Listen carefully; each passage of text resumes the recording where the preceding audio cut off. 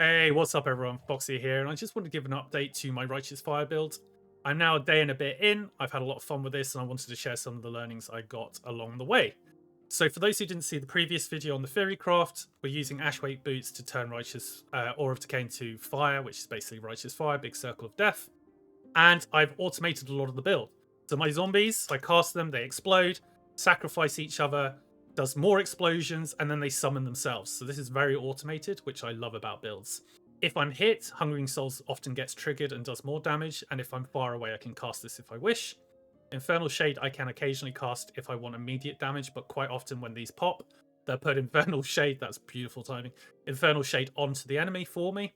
They'll also cast Sacrifice, which then gives me a massive damage over time buff. So there's lots of automations in this build. It's great.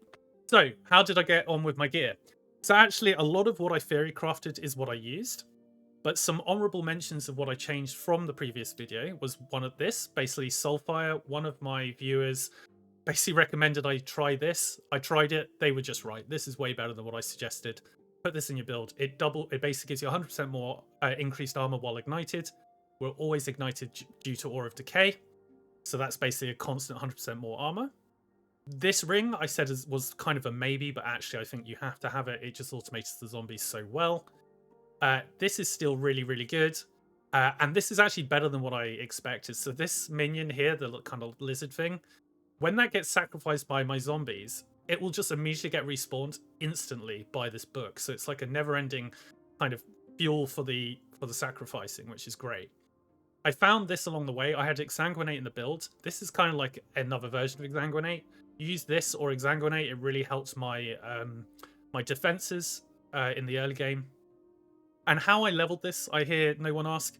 Basically, I leveled this as a poison build because obviously I didn't have these boots.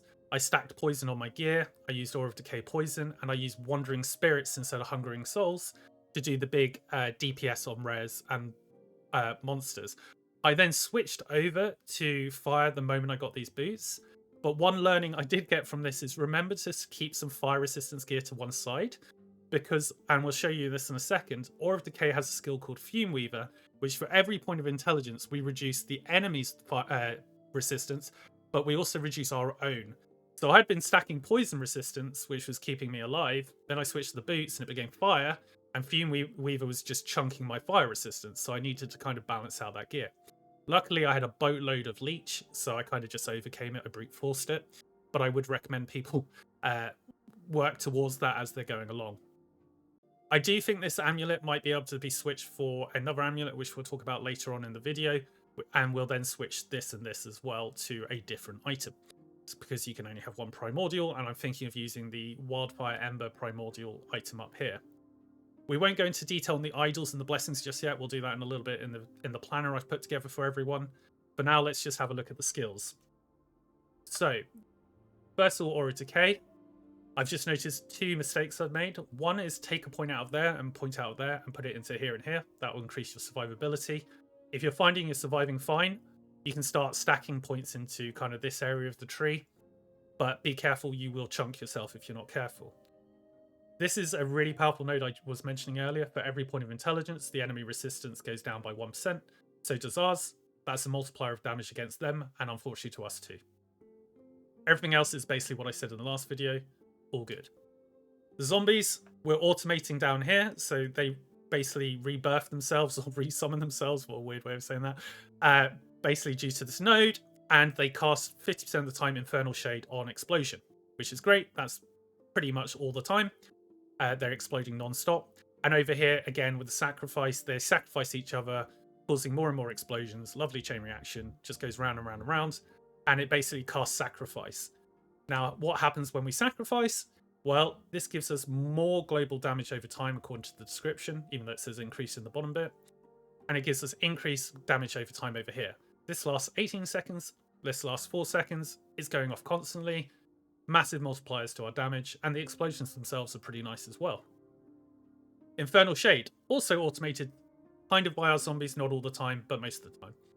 We've got a bit of fire pen there. Everything else is basically damage or mana efficiency, because this is quite a mana hungry build because of all the automation we're doing. Hungering Souls, automated down here. When we get hit, we trigger it. And this is generating mana over here because, as I mentioned, we're mana hungry. This turns it into fire. Basically, this is something I can cast at a distance if I need damage and I can't get up close and personal. If I am up close and personal, this is automated. So win-win. That's pretty good. Okay, so let's go over to the planner. And what I've kind of tried to do here is kind of give you the early game. It's literally imported from my build, and then I've tweaked a few things to account for RNG, like what we should be aiming for, because there's not much point in just showing you what I got, because some of it's rubbish, right? And some of it's good. So I've kind of tweaked it a little bit, but tried to keep it as pure as what it was during my experience, and then tweaked a few things to make it slightly better. So one of the things I added is obviously this belt. I just haven't had it drop yet. And I rebalanced a few of the stats to make sure we're capped, because you obviously want to be aiming for cap. This fizz resistance would be capped if I, this is the average. If I put max, we're obviously well over, but that's not realistic, so I kept it at average. And nothing's really changed from the Theory Craft or what I found en route other than the belt, and a few tweaks to some of the gear that I had that just didn't roll very well. I think one of the things I would change late game potentially is I'm thinking of getting rid of this and putting the Wildfire Ember Primordial Amulet there, and then getting rid of this and this to get the weapon that I can't remember the name of. I'll put it up on the screen now. That basically gives you +3 to fire skills, damage over time, and minions, which is just going to be a huge bonus to damage and stuff. But that might be something I have to fill out to make sure that I don't lose some of the other good stuff that this gives us.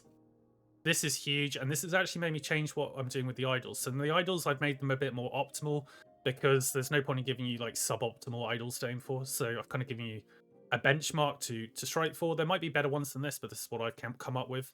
The nice thing about this is the implicit here gives us armor per idol in a refracted slot, so that can give us up to like 500 armor. And as this gives us 100% more increased armor while ignited, which will always be ignited due to Aurora Decay, that's really actually quite good for us, even if the slots aren't the best. Now, it's a bit boring to go over each idol. I'll just quickly chat about a few things. You want to get stuff for while at low health, because we're always at low health, so that's really, really good. And then just balance out things that you're missing, like mana, ward, health, movement speed, anything that you feel a little suboptimal on. You can try to get those on the enchanted. And you also want to get ignite duration on this one. That's quite key, because duration is basically a damage multiplier for us. The omen here, I just put the 2 stats I just mentioned at low health, and I put a bit of regen becomes ward, because we have tons of regen in this build. And these idols are actually really good, the small ones. We want to get some crit strike avoidance, because basically if you're not capped, you're going to get one shot in the higher corruptions. So I put that on all of these small ones. And then we've got a bit of pen and ward. For blessings, again, I've gone for the empowered ones, because there's no point in telling you to get the rubbish ones. We've got shred, which is what I put in the planner before. This one is crit strike avoidance. I missed this. I shouldn't have done. This is huge. Get this. Try to hit 70% with this. It's big. And I balanced out some of the resistances I was lacking. This one could be health regen, but in all honesty, I think the amount of leech I have, health gen, although it looks a bit scary on my screen when I'm not in combat, when I'm in combat, it's like maxed out. So I might actually switch this for mana, because mana is actually a bigger issue to me. This one gives us more increased armor. That's really good for our builders, that I mentioned. And then I think all the rest of these are just sort of whatever you feel like putting in, basically, whatever you're missing gear-wise. I'm trying to roll some better Ash Wakes, so that's why I got boots there. If we go to we've already talked about the skills.